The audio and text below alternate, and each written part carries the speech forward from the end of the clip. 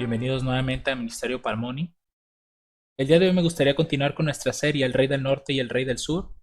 En esta ocasión vamos a estudiar los versículos 16 al 19 y este vendrá a ser nuestro tercer estudio.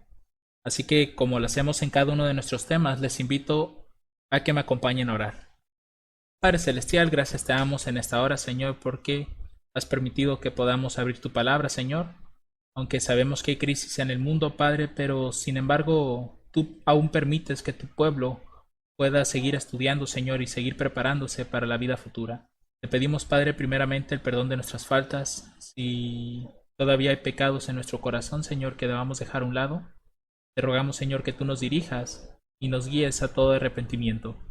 Te damos gracias por esta oportunidad que nos das de abrir tu palabra y pedimos ciencia y sabiduría, Señor, sobre tus escritos para poder comprender y entender este libro de la verdad. Gracias por estas cosas. Te lo pedimos todo en el nombre y en los méritos de nuestro Señor Jesucristo. Amén. Entonces, en nuestro estudio anterior, en los versículos del 10 al 15, nosotros estuvimos viendo la historia de los hijos de Seleuco II, que si ustedes recuerdan, fueron los que se habían levantado para poder hacerle la guerra al rey del sur. En este caso, los hijos de Seleuco II fueron Seleuco III Serauno y Antíoco III Magno. Ambos pues fueron hijos del rey del norte, solamente que el que fue a hacer la guerra directamente no fue Seleuco porque éste murió, sino que fue su hermano Antíoco III Magno, quien era considerado un poco más diestro en la guerra que su hermano. Así que Antíoco salió a la guerra y lo hizo en dos ocasiones. Uno fue en la batalla de Rafio, y que a pesar de que Antíoco tenía un grande ejército, pues terminó perdiendo contra el ejército de Ptolomeo IV Filopator, que este último pues tenía un ejército mucho menor.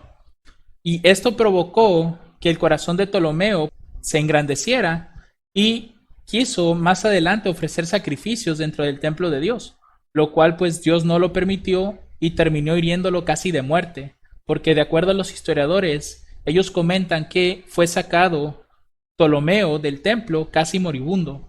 Esto dio ocasión a que más adelante él tuviera cierto odio hacia los judíos, donde terminó matando a 40,000 de ellos solamente por gusto. Ahora, en cuanto a Antíoco III Magno, él no se quedó nada más así, sino que con los años que no estuvieron en guerra, tanto ellos como el rey del sur, él continuó juntando ejército para volver a atacarlo, y pues esto dio lugar a la famosa batalla de Panio, que fue en esta batalla precisamente donde el rey del norte le gana al rey del sur.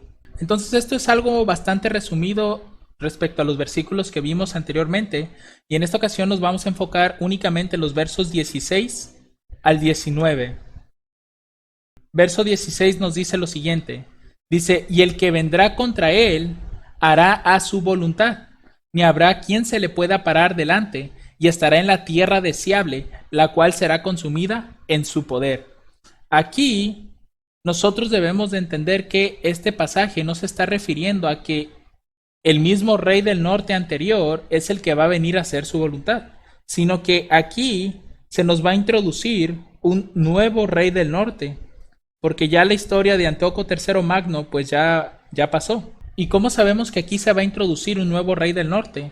¿Y cómo sabemos que aquí se introduce un nuevo rey del norte?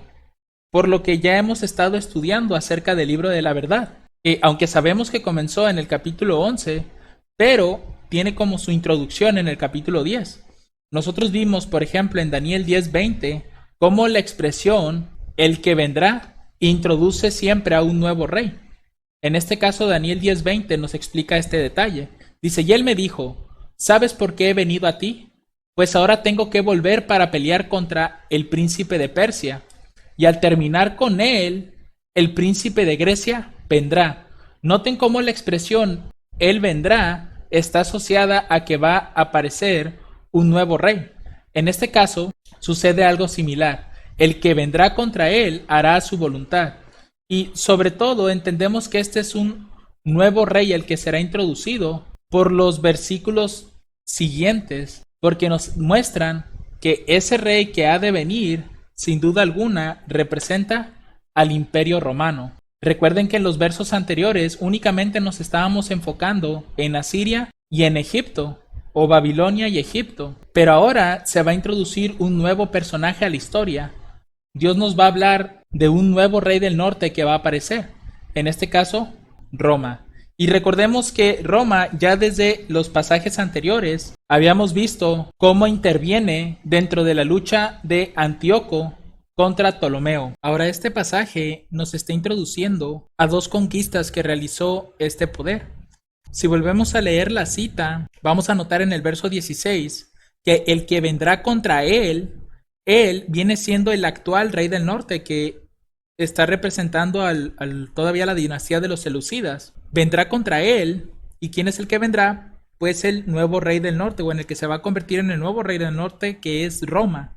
Hará a su voluntad, ni habrá quien se le pueda parar delante, y estará en la tierra deseable, la cual será consumida en su poder. Aquí lo que nosotros estamos observando es que hay dos conquistas. Una es contra el que vendrá, que es el rey del norte, y otra es la tierra deseable. Ahora, ¿contra quién vino Roma para poder ganar ese título del rey del norte?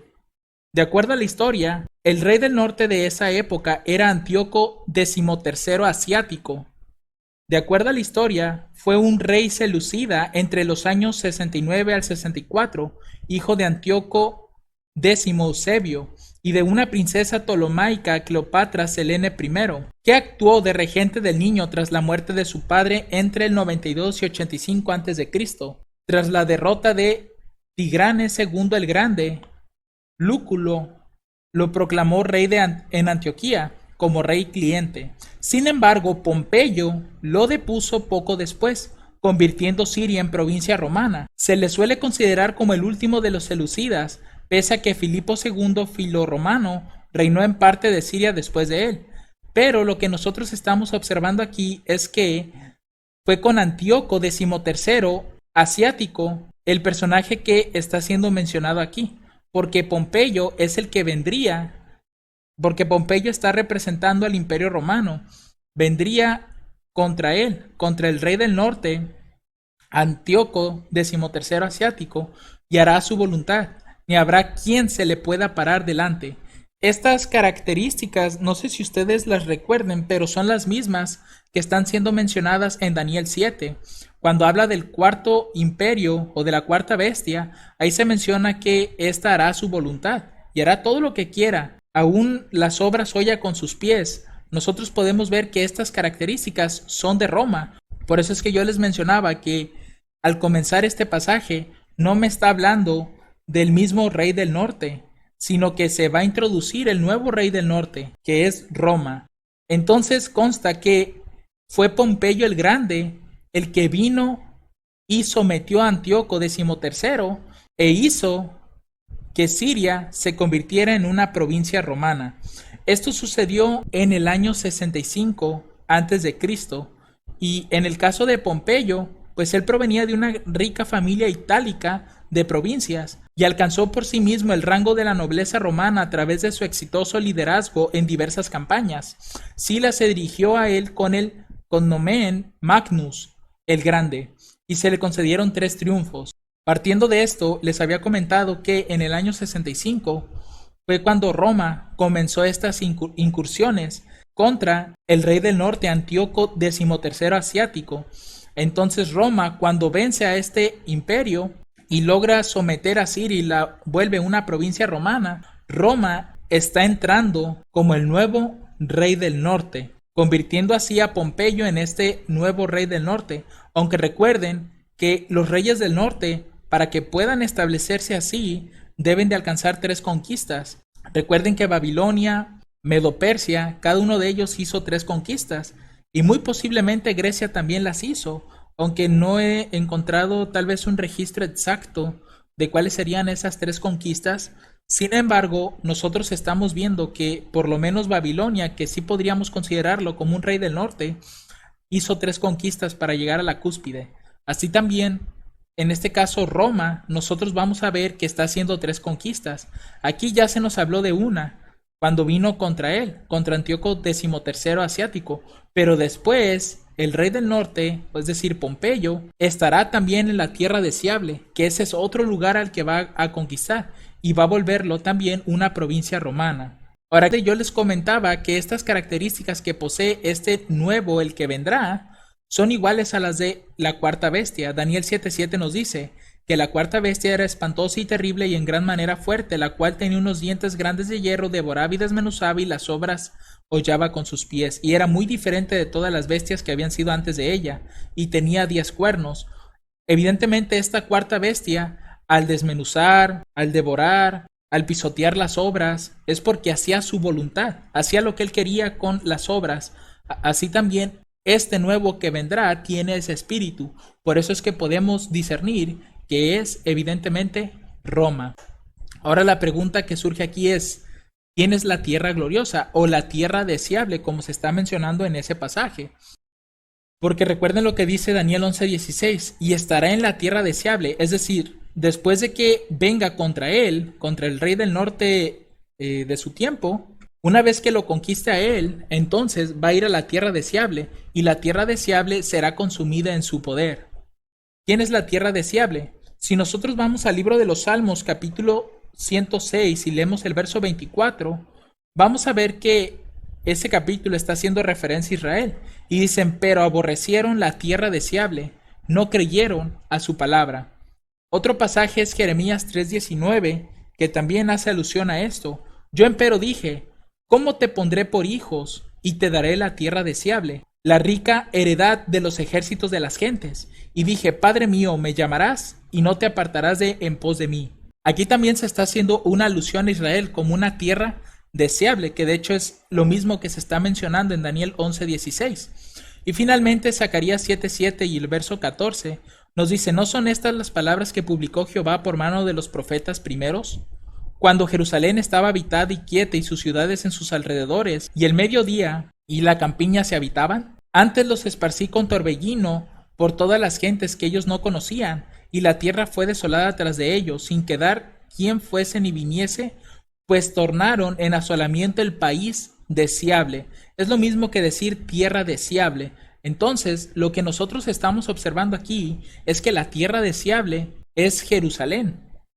Daniel 9:27, por ejemplo, nos va a decir que es Jerusalén la que va a ser consumida en el poder de este reino. Dice, por una semana confirmará el pacto con muchos, ya la mitad de la semana hará cesar el sacrificio y la ofrenda.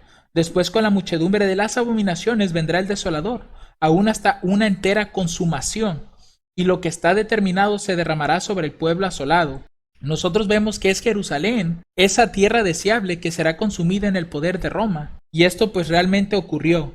Si pensáramos cuando dice que estará en la tierra deseable, es porque se refiere a Jerusalén, y esto pues representa a Judea, porque recuerden que es en Judea donde se encuentra Jerusalén. Entonces, toda esa extensión de territorio, todo lo que compone Judea o también podríamos decirlo Jerusalén, porque era ahí donde se encontraba el arca del pacto, pues ahí donde Dios había puesto su nombre perpetuamente, pues esta vendría a ser la tierra deseable, la tierra gloriosa. Quiere decir que los ojos del rey del norte, es decir, Roma, iban a estar ahora contra la tierra deseable.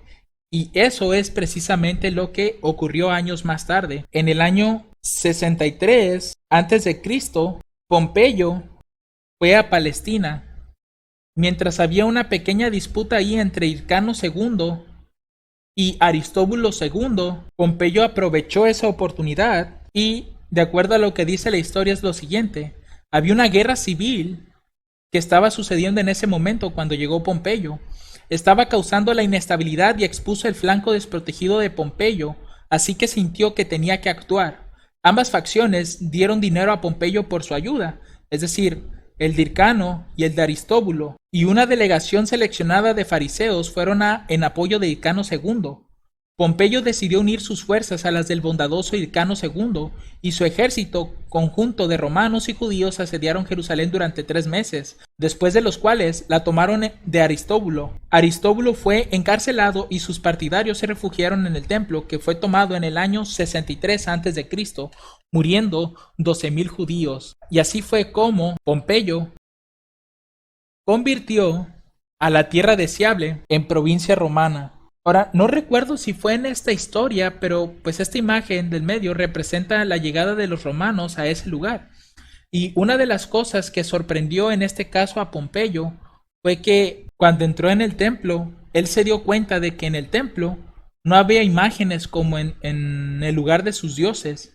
Él notó algo completamente diferente en la religión de los judíos, porque ellos no adoraban imágenes. Lo único que miró Pompeyo fue que en el templo pues no había imágenes ni nada por el estilo, como él estaba acostumbrado a ver en sus templos. Y eso fue algo que realmente a él lo sorprendió. De hecho, voy a leerles una parte de la historia en referencia a eso, solamente que no lo puse en la presentación. Dice que de los judíos cayeron 12,000, pero de los romanos muy pocos, y no se cometieron daños insignificantes en el templo en sí, que en épocas anteriores habían sido inaccesibles y visto por nadie. Pues Pompeyo entró, y no pocos de aquellos que estaban con él fueron también, y vieron lo que era ilícito que viera cualquier otro hombre distinto a los sumos sacerdotes.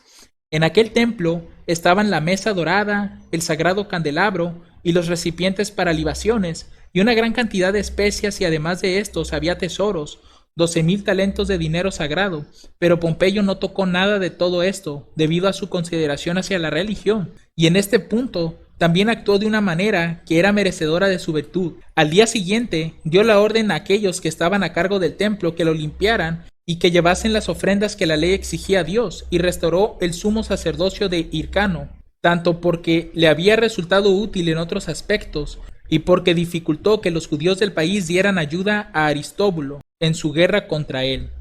Esto pues fue escrito por Josefo. Así que fue interesante la manera en la que él llega, ve el templo y menciona también que él no vio nada que se pareciera a lo que él ya había visto en otros lugares que había visitado. Pues recuerden que él era un hombre de guerra, y obviamente los lugares, ya sea ciudades, pueblos que había invadido, pues él veía cómo en los templos religiosos de estos había estatuas, imágenes religiosas. Todo esto era lo que él encontraba. Sin embargo, cuando él entra a este lugar, él no vio nada de eso, y él que hasta quedó confundido, de acuerdo a lo que dicen algunos escritos.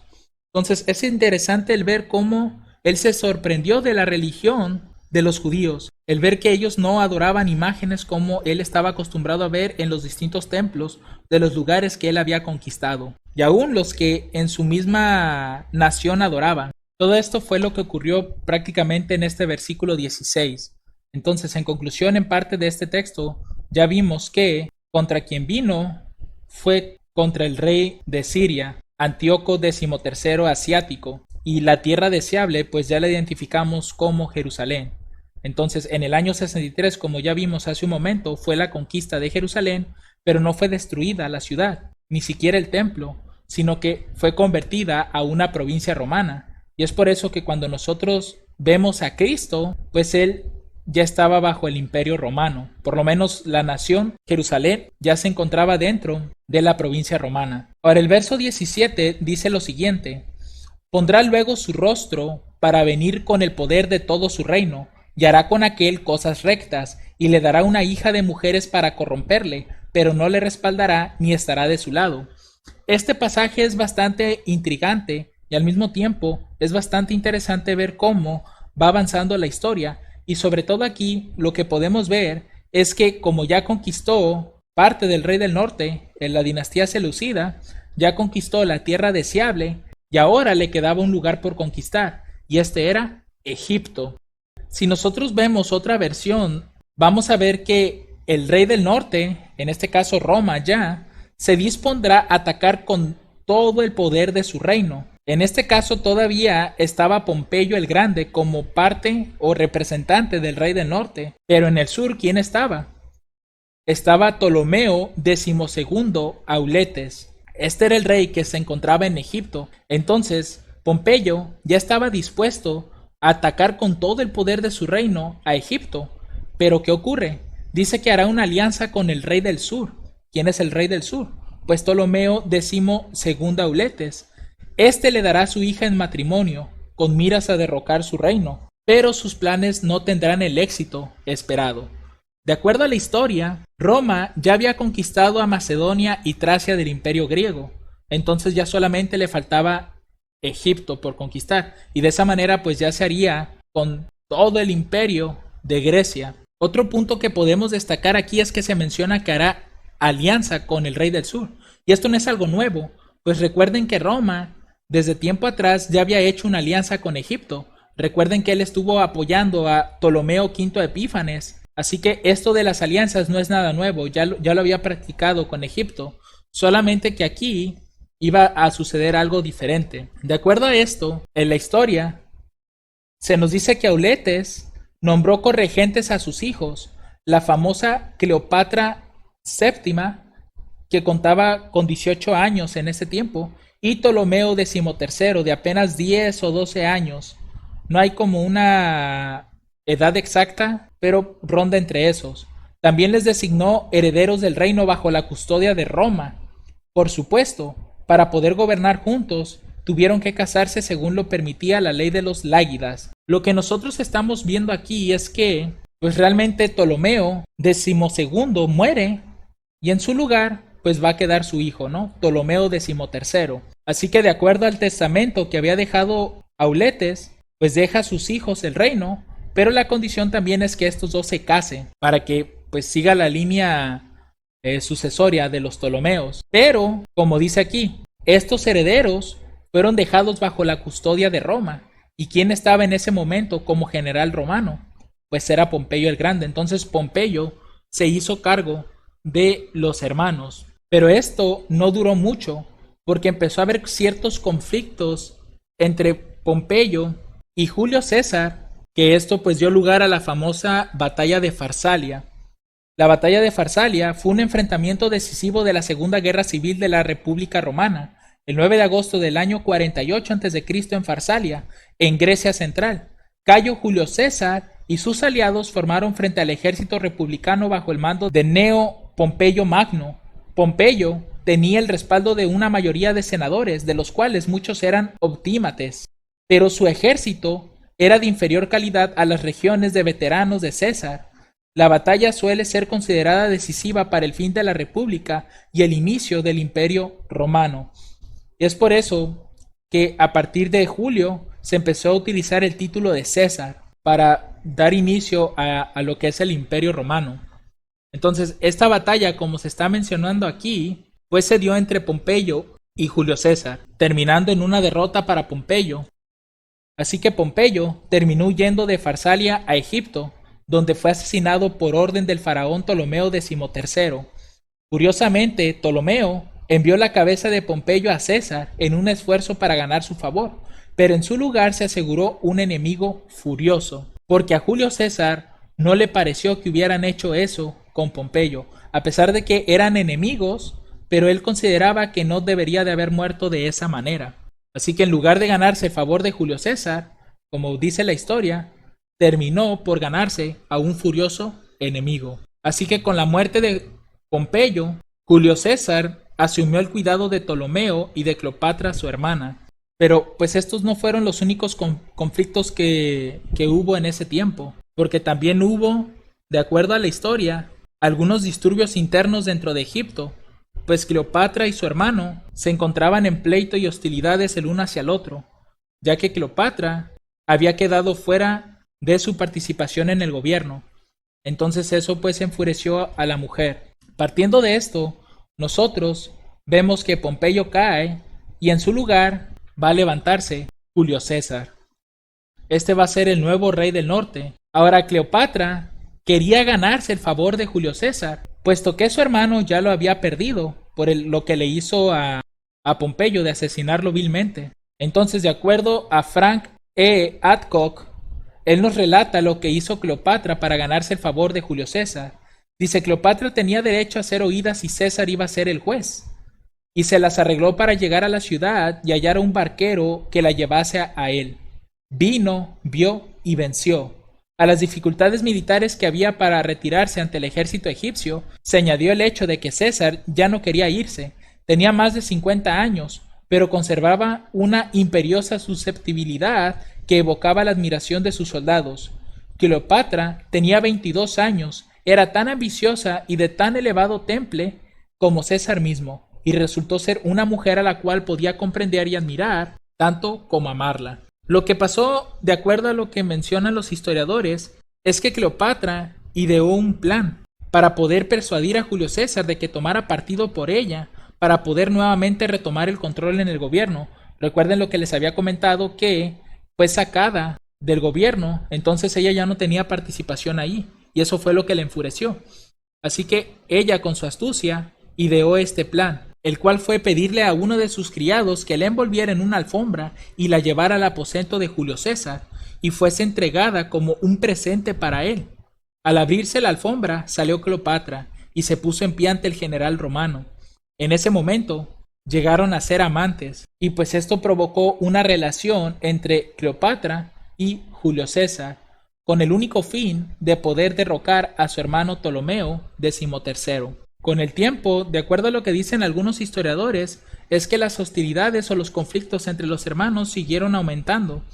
Así que Julio César, pues para calmar estas cosas, cumplió lo que decía el testamento de Ptolomeo XII Auletes, que fue el antiguo rey del sur, que los hermanos deberían de casarse y reinar en Egipto.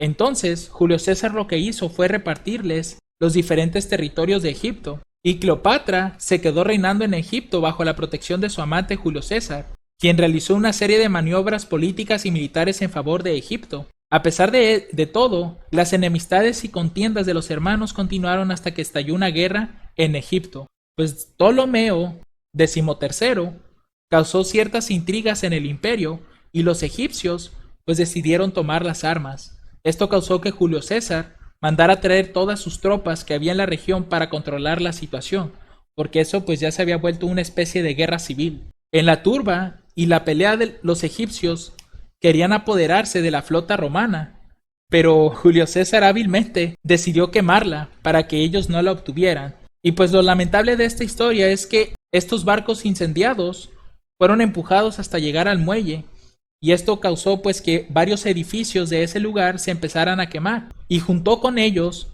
pues la famosa biblioteca de Alejandría, que contenía unos 400,000 tomos. En esa batalla, en esa guerra que hubo entre Ptolomeo XIII y Julio César, pues se provocó la destrucción de esta famosa biblioteca. Así que esta batalla es conocida como la Batalla del Nilo en el año 47 a.C., y según Apiano, los egipcios disponían de 200,000 infantes, 40,000 jinetes, 300 elefantes, 2,000 carros y 300,000 soldados de reserva, además de una armada de 1,500 galeras, 2,000 barcazas y 800 naves más pequeñas. Y en el caso de esta guerra, Julio César contaba con 20,000 soldados, y de bajas únicamente tuvo 4,000. De acuerdo a lo que menciona Urias Smith, Antípater, el idumeo, se le unió con 3,000 judíos a Julio César. Estos, que ocupaban los pasos fronterizos que daban entrada a Egipto, dejaron pasar al ejército romano sin interceptarlo. La llegada de este ejército de judíos bajo Antípater ayudó a decidir la contienda, porque si ustedes recuerdan, ya los judíos no estaban contentos con Egipto, pues recuerden lo que les había hecho Ptolomeo IV Filopator. Entonces de esta manera pues tomaron venganza, ¿no?, de esos tiempos, y pues estos judíos se unieron al ejército romano para poder así vencer a Ptolomeo XIII. Y aquí es donde queda destruida pues la famosa biblioteca de Alejandría que les había comentado hace un momento. Ahora, ¿cómo murió Ptolomeo XIII? Según esto se dice que cerca del Nilo, que por eso se le llamaba la batalla del Nilo, y se dio pues en el año 47 a.C., se peleó una batalla entre las flotas de Egipto y de Roma, y resultó en una victoria completa para Julio César. Ptolomeo, intentando escapar, terminó ahogándose en el río, y así fue como se perdió esta batalla. Aunque todavía no es una conquista de Egipto, porque realmente todo fue una guerra interna, como una especie de guerra civil. Egipto todavía no era conquistada realmente. Únicamente Julio César y Cleopatra pues eran amantes. Y como bien dice el pasaje, pero hará una alianza con el rey del sur, y éste le dará su hija en matrimonio, con miras a derrocar su reino. Pero sus planes no tendrán el éxito esperado. Lo que está declarando este pasaje en esta segunda parte es que Julio César no iba a poder permanecer, ni tampoco Cleopatra. Iban a morir más adelante, estaban como anunciando su final. Es lo que uno puede observar en los versos 18 y 19. Mientras tanto, en lo que llegamos a esa historia, en Roma se creó un triunvirato en el año 43 a.C., Y algunos de ustedes dirán, bueno, ¿qué tiene de importante este triunvirato? Pues que prácticamente el triunvirato estaba formado por Marco Antonio, que era un general y político romano y amigo de Julio César. Estaba también Octavio, que era heredero político designado por Julio César. Este Octavio más tarde se le conoce como Augusto César. Y Lépido, que era un antiguo jefe de la caballería de César. Ahora, ¿por qué se les está mencionando este triunvirato? ¿O qué tiene que ver con la profecía? Pues que en este triunvirato se encontraba Marco Antonio, que este Marco Antonio también llegó a ser amante de Cleopatra, porque dentro de este triunvirato empezó a haber como unas luchas internas y pues esto dio lugar a una guerra civil en Roma entre los mismos partidarios del triunvirato.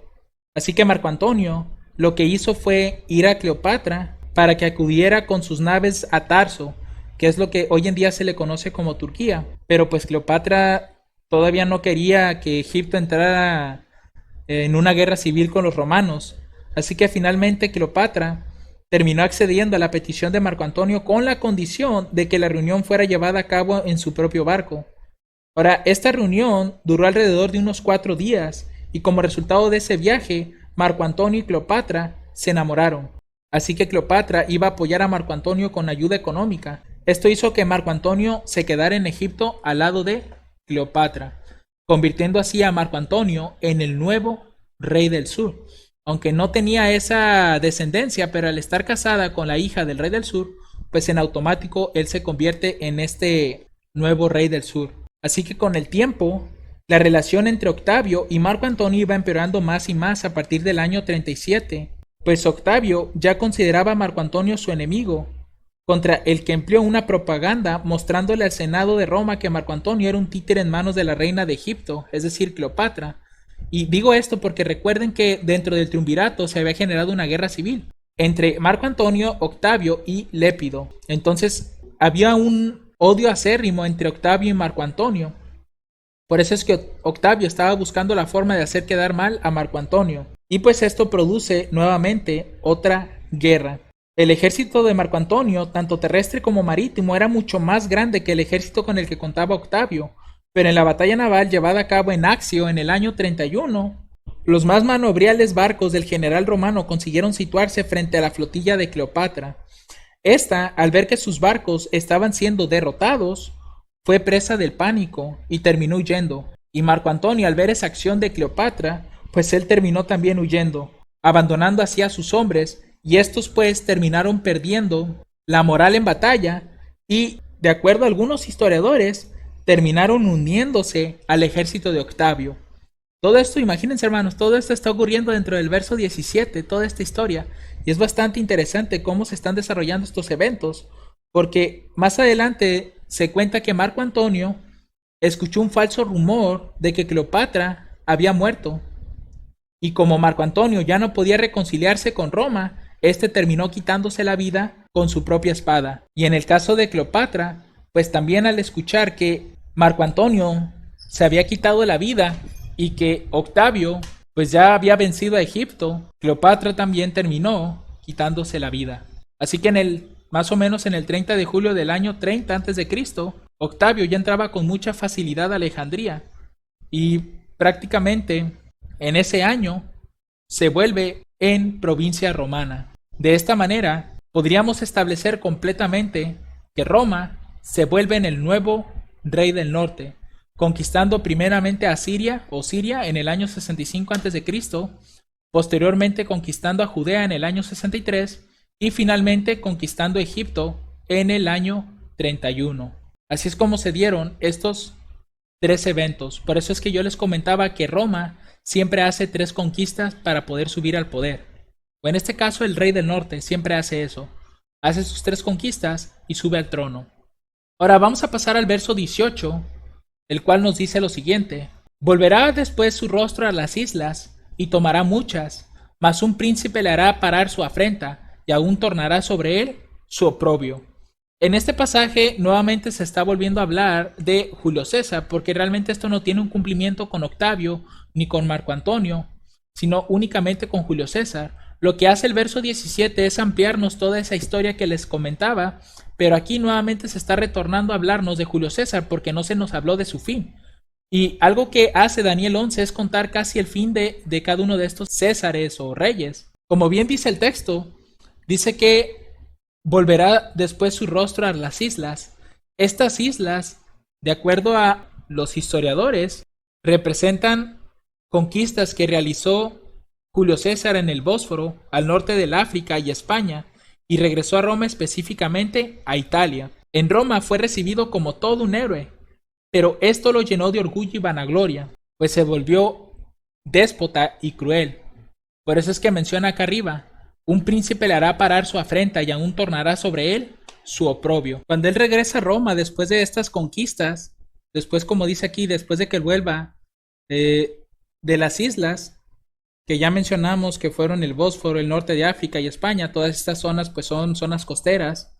Una vez que él regresa, fue a Roma para celebrar sus triunfos.